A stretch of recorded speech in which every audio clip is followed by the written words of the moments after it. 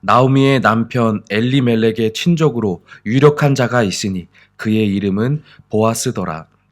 모압 여인 룻이 나오미에게 이르되 원하건대 내가 밭으로 가서 내가 누구에게 은혜를 입으면 그를 따라서 이삭을 줍겠나이다 하니 나오미가 그에게 이르되 내 따라 갈지어다 하매 룻이 가서 베는 자를 따라 밭에서 이삭을 줍는데 우연히 엘리멜렉의 친족 보아스에게 속한 밭에 이르렀더라.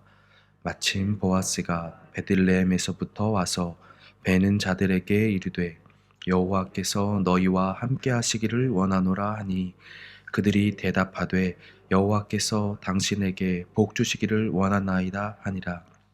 보아스가 베는 자들을 거느린 사환에게 이르되 이는 누구의 소녀냐 하니 베는 자를 거느린 사환이 대답하여 이르되 이는 나오미와 함께 모압 지방에서 돌아온 모압 소녀인데 그의 말이 나로 베는 자를 따라 단 사이에서 이삭을 줍게 하소서 하였고 아침부터 와서는 잠시 집에서 쉰 외에 지금까지 계속하는 중이니이다. 보아스가 룻에게 이르되 내 딸아 들으라. 이삭을 주우러 다른 밭으로 가지 말며 여기서 떠나지 말고 나의 소녀들과 함께 있으라. 그들이 베는 밭을 보고 그들을 따르라. 내가 그 소년들에게 명령하여 너를 건드리지 말라 하였느니라.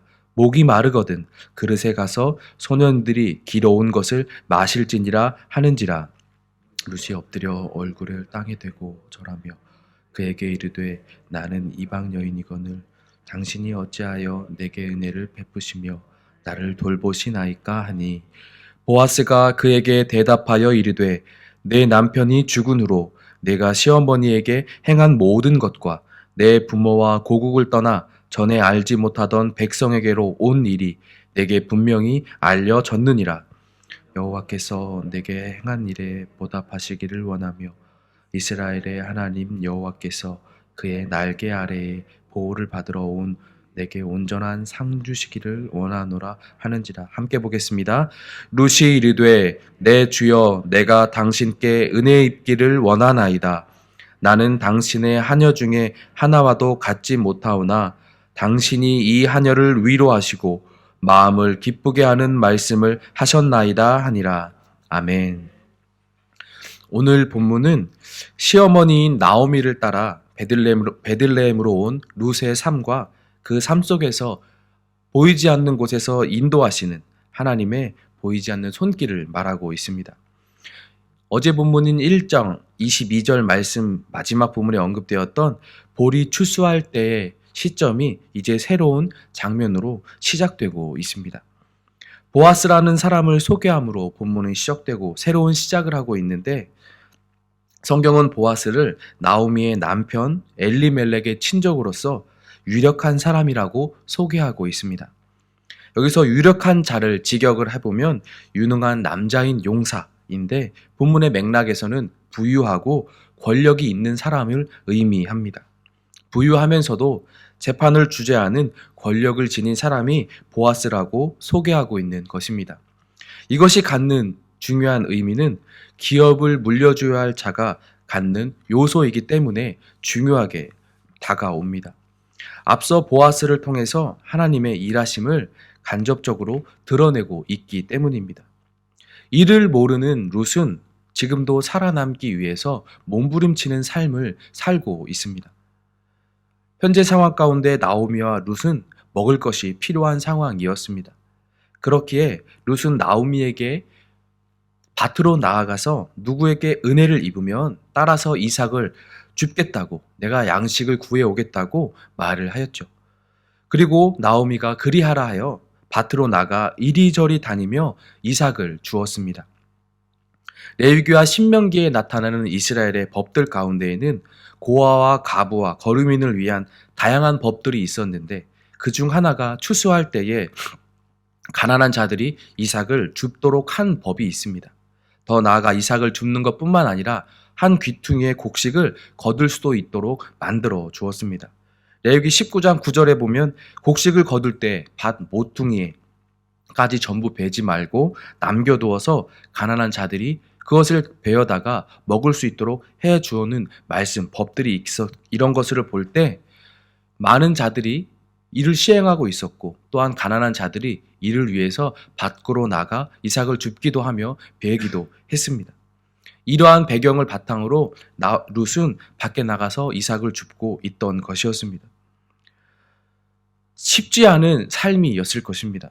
더군다나 룻은 이스라엘 백성들에게 여전히 모압 여인으로서 이방인이었습니다. 가진 것도 없고 집안에 남자가 없으며 또한 자신은 이스라엘 백성들이 여전히 이방 여인으로 바라보고 있는 신분이었습니다. 이러한 삶 속에서 저들 틈에 끼어나가 이삭을 줍는 일이 쉬운 일은 아니었을 것입니다. 보아스가 밭에 이르렀을 때 사환이 룻을 소개할 때 모압에서 온 소녀라고 하는 것, 이것이 그 당시에 룻을 바라보는 모두의 시선이 아니었을까 합니다. 내적뿐만 아니라 외적으로도 어려운 삶을 살고 있던 것이 바로 룻이었습니다. 그럼에도 보면 룻은 그 상황 속에서도 최선을 다해 삶을 살아가고 있음을 볼 수가 있습니다. 자신을 바라보는 시선이 어떻든지 신경 쓰지 않고 이삭을 구걸하듯 줍는 것도 상관하지 않고 그저 주어진 삶 가운데 충실히 하루하루 최선을 다하고 있습니다. 자포자기하지 않고 자신의 선택한 삶에 있어서 최선을 다하며 살았습니다. 지금까지 나아지는 것이 없는 삶이었고 앞으로 보여지는 것이 없는 삶이었음에도 주어진 하루하루를 최선을 다하고 있었습니다. 그 와중에 이밭 저밭으로 옮겨다니며 이삭을 줍게 되었고 지금 보아스의 밭에 이르러서도 이삭을 줍게 해달라면서 아침부터 지금까지 서서 굴하지 않는 모습으로 꿋꿋이 살아가고 있었습니다. 하나님의 백성이 되겠다고 선택한 삶이었지만 예전에 모압에서 살던 시절과는 훨씬 미치지 못하는 바닥의 인생이었지만 주어진 자리에서 최선을 다하고 있음을 우리는 성경을 통해서 볼 수가 있죠. 하나님을 믿고 의지하며 따른다고 산다는 것이 세상의 부귀영화와 모든 것이 잘 풀린다는 보장이 되지 않는 것을 우리는 알 수가 있습니다. 오히려 세상의 기준과는 반대인 길을 걸어가기에 더 어려울 수가 있다는 것을 알 수 있죠. 그래서 고난이 닥쳐올 때 좌절하고 낙심하고 앉을 수도 있겠지만 그러하지 않고 묵묵히 우리의 자리에서 최선을 다해 살아가는 것이 우리에게 또한 은혜의 한 자리가 될 수 있다는 것을 기억할 수 있는 시간이 되었으면 좋겠습니다. 우리에게 이러한 일들이 왔었고 또 다가올 수 있을지도 모릅니다. 그때 우리도 룻이 걸어갔던 길처럼 살았던 삶처럼 주어진 자리에서 최선을 다하며 삶을 살아갈 수 있기를 소망합니다. 세상으로 달려가고 살기 위해 세상의 방법을 따르며 쉬운 길을 걷기 위해 가진 꾀를 부리는 삶이 아니라 그 주어진 자리에서 묵묵히 최선을 다하는 삶을 살아야 할 것입니다. 룻은 그러한 삶을 살았고 지금도 살고 있습니다. 그리고 그 삶 속에서는 누구도 알 수 없는 하나님의 은밀한 역사가 일어나고 있었습니다. 3절 말씀에 보면 룻은 이삭을 줍다가 우연히 보아스의 밭에 이르게 되었다고 기록하고 있습니다. 또 4절 말씀에 보면 그때 마침 보아스가 룻이 있던 자신의 밭에 이르렀다고 말하고 있습니다. 또 11절 말씀에 룻이 어떤 선택을 하였는지 보아스가 들어서 알고 있으며 그에 대해 좋은 인상을 가지고 있다는 것을 기록하고 있습니다. 그리고 8절과 9절에 이르러서 룻을 배려하며 자신의 밭에서 이삭을 줍게 하였고 물도 마시게 하였고 어느 누구도 룻을 건들지 못하도록 막아주고 보호해 주었습니다. 우연히 그 밭에 이르렀고 마침 그 밭에 이르렀고 룻이 어떻게 오게 되었는지 듣게 되었고 좋은 인상을 가지게 되었습니다. 우리에게는 이 모든 것이 우연이 될 수가 있겠습니다. 하지만 하나님께는 우연이 없는 줄 믿습니다. 모든 것을 아시는 하나님께서 그 상황 가운데 이끌어 가시는 것입니다. 룻이 주어진 삶의 자리에서 최선을 다하며 하루하루를 묵묵히 살아가고 있을 때 하나님은 그 삶 속에서 보이지 않는 은혜로 이끌어가고 예비하고 계심을 우리는 알 수가 있습니다. 우리의 인생들 속에서도, 신앙의 걸음들 속에서도 보이지 않는 하나님의 은혜가 있습니다. 하나님의 자비와 긍휼하심이 그 삶 가운데 있습니다. 다만 보이지 않고 알 수가 없을 뿐이죠. 이를 기대하시고 감사하며 우리의 주어진 삶의 자리에서 최선을 다해 하나님의 말씀 안에서 살아가는 은혜와 결단이 있기를 소망합니다. 예수님을 통해서 그 놀라운 구원의 사랑을 경험하고 눈물을 흘리며 감격했던 그 순간을 기억하고 간직하고 우리의 삶을 충실히 하루하루 살아갈 수 있기를 소망합니다. 순간순간 나를 유혹하는 삶이 올 때, 나를 넘어뜨리는 상황이 다가올 때 세상과 타협하고 세상의 방법을 따르는 삶이 아니라 말씀 가운데 하나님을 바라보며 나를 위해 십자가에 돌아가신 예수 그리스도를, 그 은혜와 사랑을 기억하며 주어진 하루하루를 충실하게 살아갈 수 있는 은혜가 있기를 예수님의 이름으로 소망합니다. 보이지 않는 곳에서 하나님께서는 일하고 계십니다. 오늘 우리 하나님의 은혜와 사랑의 일하심을 경험하고 체험하는 귀한 하루가 되시기를 다시 한번 예수님의 이름으로 소망합니다. 기도하겠습니다.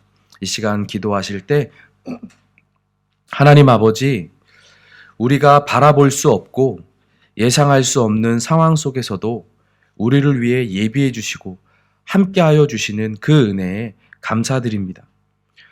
어떤 상황 속에서든지 하나님을 의지하고 신뢰하는 삶으로 묵묵히 감사하며 걸어갈 수 있는 우리 각자의 삶의 자리가 되기를 소망합니다. 성령 하나님, 우리와 함께 하심으로 우리를 깨닫게 하시고 힘 주셔서 그 길을 감사함으로 걸어가게 도와주시옵소서. 함께 기도하시고 개인의 기도로 나아가겠습니다. 기도하겠습니다.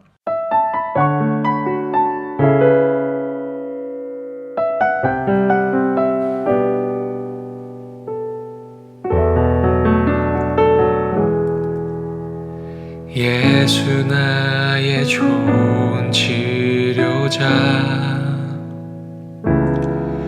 그의 눈이 머무는 곳은 나의 슬픔과 고통, 고개를 들어 그의 눈을 볼 때에 난 알았네.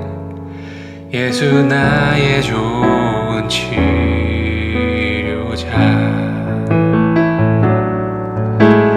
예수 나의 좋은 치료자,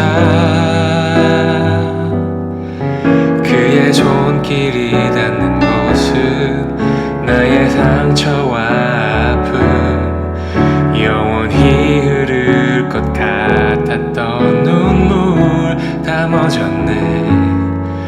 예수 나의 치료자,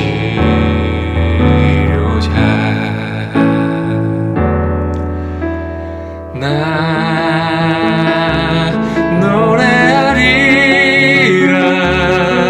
전한 나를 돌아보신 구세주를 찬양해. 하늘 닿는 곳까지 내 손 들리라. 예수 나의 치료자, 예수 나의 좋은 치료자, 그의 손길이 닿는 곳은 나의 상처와 아픔, 영원히 흐를 것 같았던 눈물 다 멎었네. 예수 나의 치료자,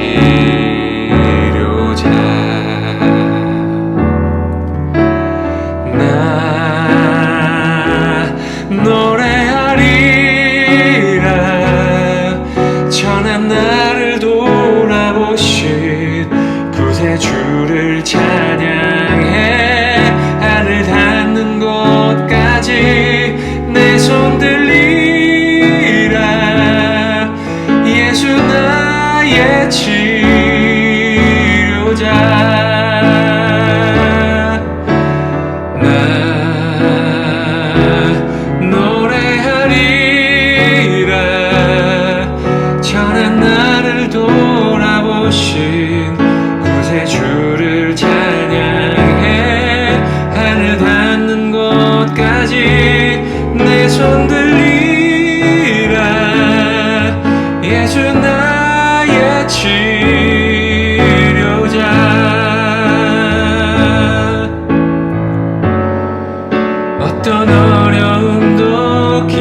수많은 절망도 수많은 괴로움과 슬픔도 주로 인하여 모두 지워지리라. 예수 나의 치료자.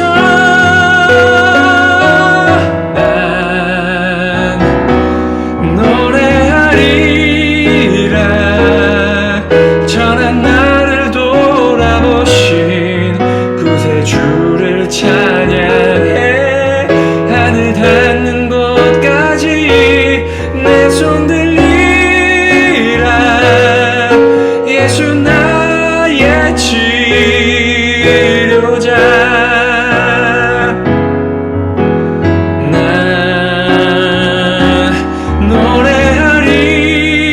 노래하리라. 전한 나를 돌아보신 구세주를 찬양해. 하늘 닿는 곳까지 내 손 들리라. 예수 나의 치료자. 예수 나의 치료자.